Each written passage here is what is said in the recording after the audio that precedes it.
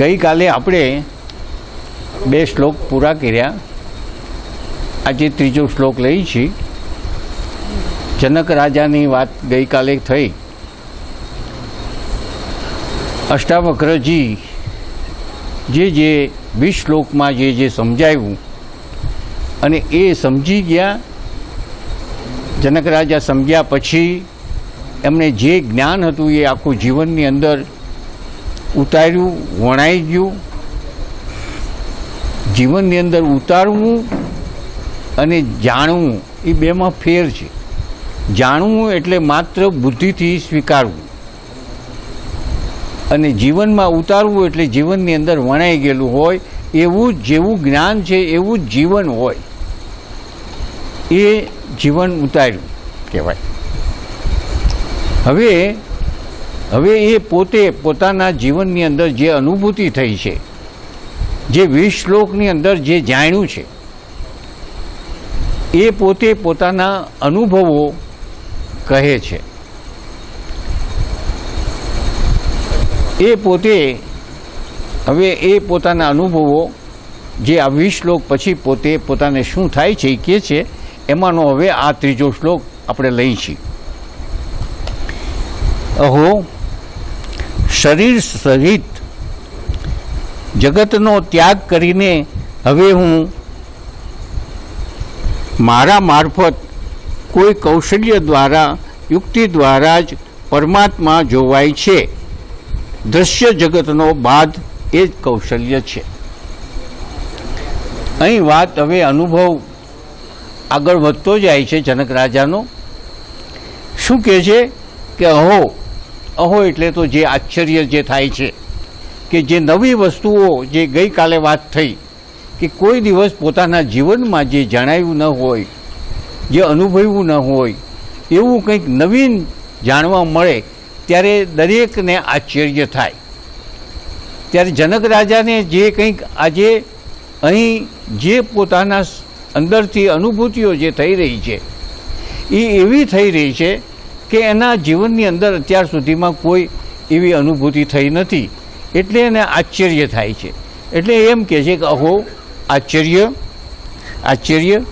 શરીર સહિત જગતનો ત્યાગ કરીને હવે મારા દ્વારા, શરીર સહિત જગતનો ત્યાગ કરીને,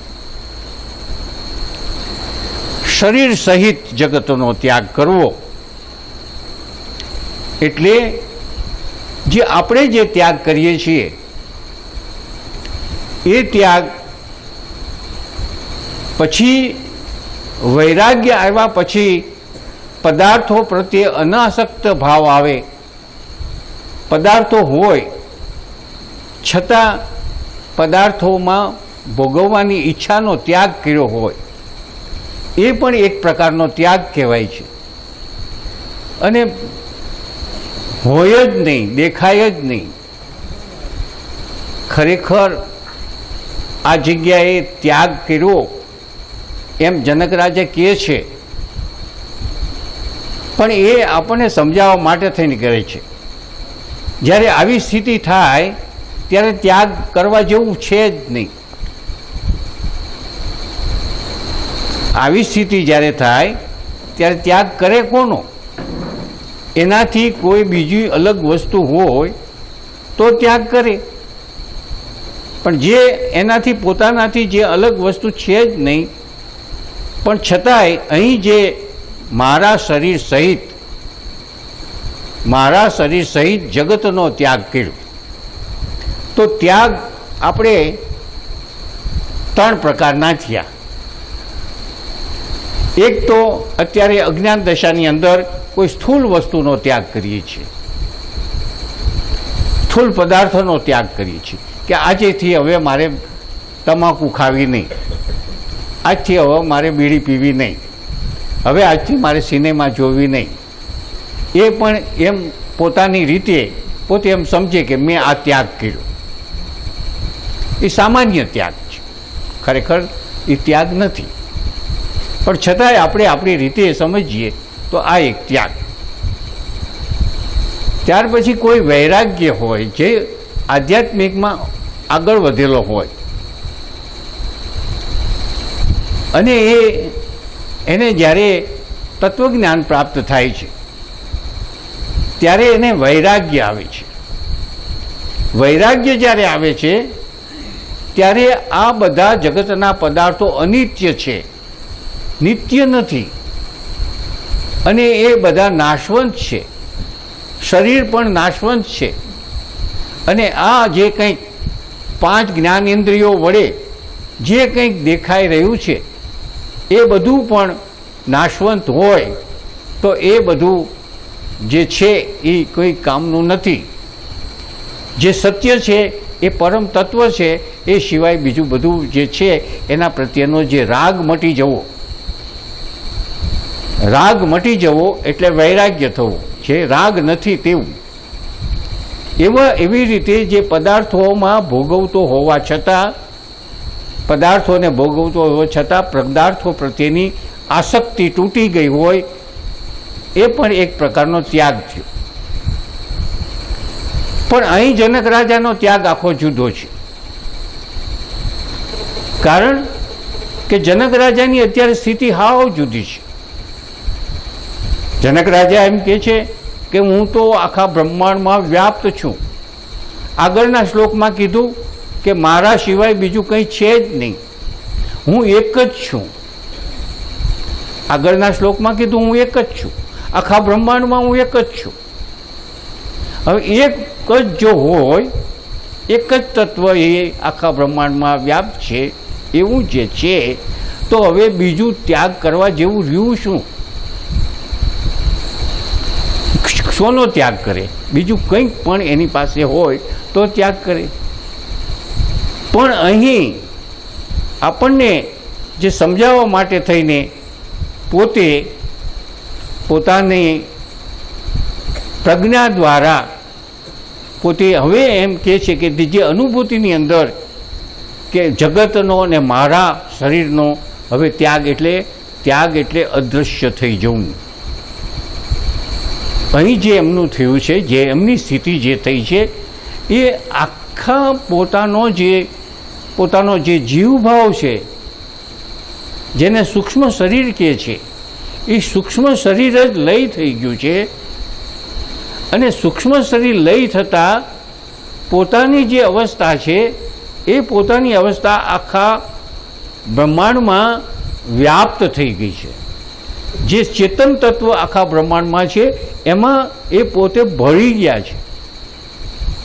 જેમ નદી છે અને નદી સમુદ્રની અંદર જ્યારે ભળી જાય છે, જ્યાં સુધી નદી સમુદ્રથી બહાર છે ત્યાં સુધી આપણે એને તાપી કહીએ છીએ, નર્મદા કહીએ છીએ, ગોદાવરી કહીએ છીએ, ગંગા કહીએ છીએ. પણ આ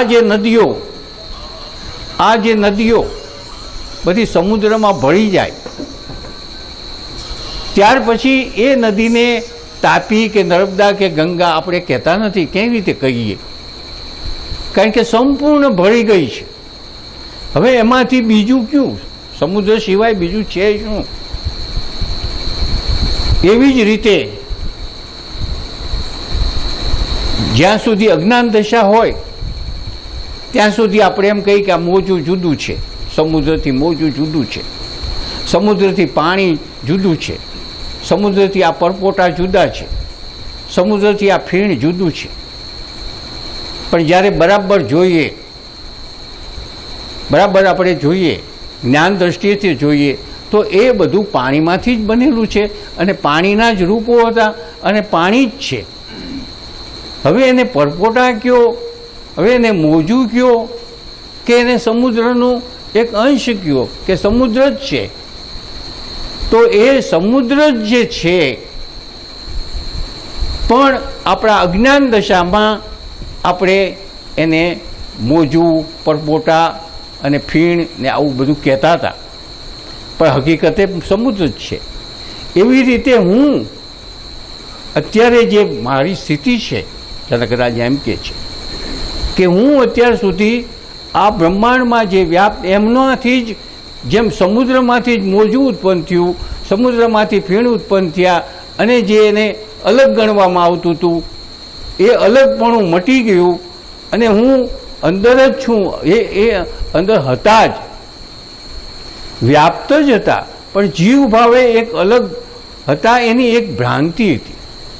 આમાં એની કોઈ ક્રિયા નથી થઈ. ભળવું કે નાશ થવું, ત્યાગ કર્યો કોને કહેવાય? જે એક પદાર્થ હોય અને એને છોડી દઈએ તો એનો ત્યાગ કહેવાય.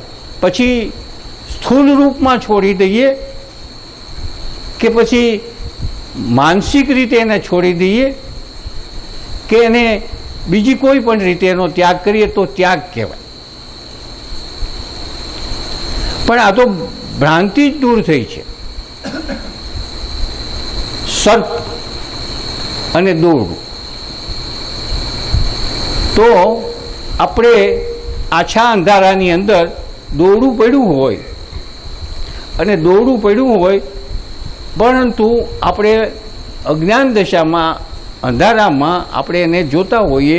પહેલું વહેલું જ્યારે જોયું હોય ત્યારે આપણને એવું લાગે છે કે આ સર્પ છે, આ સર્પ છે, આ બાજુ પૂંછડી છે ને આ બાજુ મોઢું છે ને આમ હલે છે ને આમ છે ને આમ બધું કહીએ.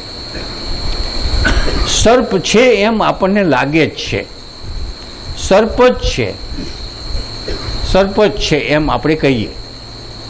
પણ જ્યારે પ્રકાશ પડે ત્યારે આપણે એને સત્ય સ્વરૂપ જે છે એ દેખાય, એટલે કે સત્ય સ્વરૂપ જે છે તે દોરડું છે. હવે આપણે સર્પનો ત્યાગ કર્યો નથી, આપણે કોઈ સર્પનો ત્યાગ નથી કર્યો, પણ સર્પની જે ભ્રાંતિ હતી એ ભ્રાંતિ દૂર થઈ અને સાચી વસ્તુ દેખાણી. સર્પની માત્ર ભ્રાંતિ હતી, દોરડું સાચું હતું. તો એ સર્પની ભ્રાંતિ દૂર થઈ અને સત્ય સ્વરૂપ જે દોરડું છે દેખાયું. એવી રીતે અત્યારે આ જગ્યાએ જનક રાજા ને પોતે હું શરીર હતો, હું રાજા હતો, હું આવો હતો, હું આવો હતો, જેમ હતું. મારે મિથિલા નગરી હતી, મારે આવા રાજમહેલ હતા, મારે આવો વૈભવ હતો, મારે આવું લશ્કર હતું. આ બધું એની ભ્રાંતિ હતી. આ બધું હતું, જેમ મોજા હતા, ફીણ હતા, પરપોટા હતા, બધું હતું. પણ એ હકીકતે બધું સમુદ્ર જ હતો.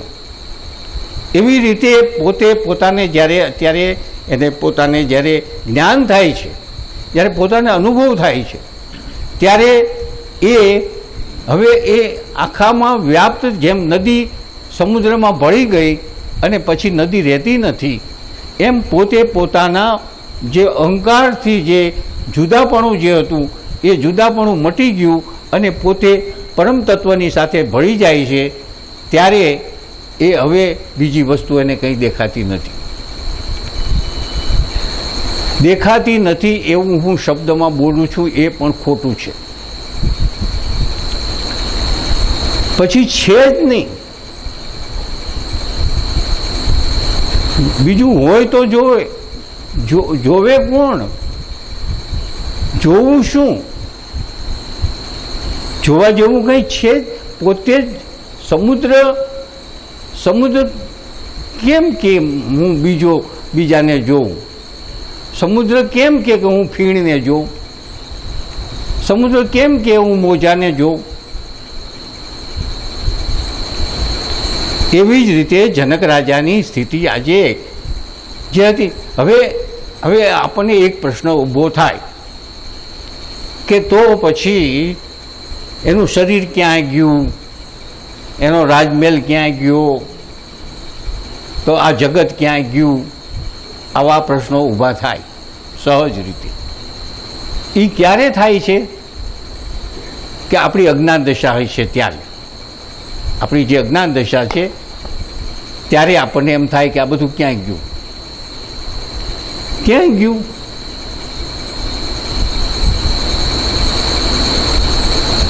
પાણીની અંદર લીંબુનો રસ ભેળવી દઈએ પછી આપણે એમ કહીએ કે આ લીંબુ ક્યાંય ગયું?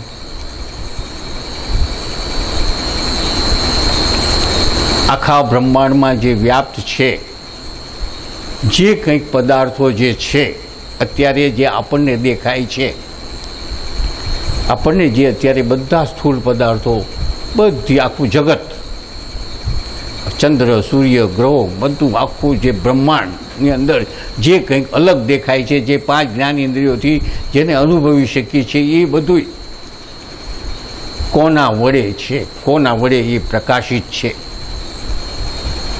માત્ર ચેતન વડે જ છે. જો ચેતન અને પ્રકૃતિનો યોગ ન હોય તો કોઈ પણ બ્રહ્માંડની અંદર દ્રશ્ય પદાર્થ જ ન હોય.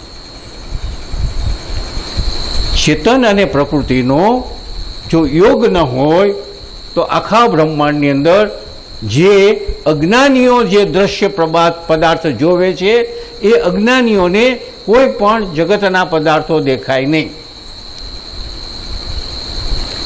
તો મેં એમ કીધું કે અજ્ઞાનીઓને ન દેખાય, નહીં દેખાય તો જ્ઞાનીને ન દેખાય.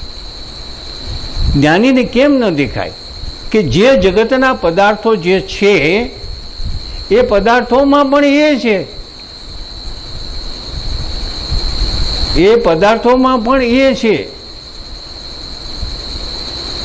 સૂર્યમાં એ છે, ગ્રહોમાં એ છે. આ જે કંઈક સ્થૂળ પદાર્થો છે અને જે કોઈ ચેતન પદાર્થો છે, આપણે બધા છીએ, અને આ બધું જે છે એમાં બધામાં અત્યારે એ પોતે જનક રાજા વ્યાપ્ત છે. અણુએ અણુમાં, કોઈમાં નથી એવું કાંઈ છે જ નહીં. હું બધામાં વ્યાપ્ત છું, હું બધામાં વ્યાપ્ત છું. હવે હું જો એવી સ્થિતિમાં જ જો હોઉં, હું જો એવી સ્થિતિમાં જ જો હોઉં તો હું મારા સિવાય મને બીજું શું દેખાય? મારા સિવાય મને બીજું શું દેખાય? કારણ કે હું જ બધી છું, આખા બ્રહ્માંડમાં હું વ્યાપ્ત છું. એટલે એ રીતે પણ હવે એમ કહે છે કે આ શરીર સહિત જગતનો ત્યાગ કરીને હવે મારા દ્વારા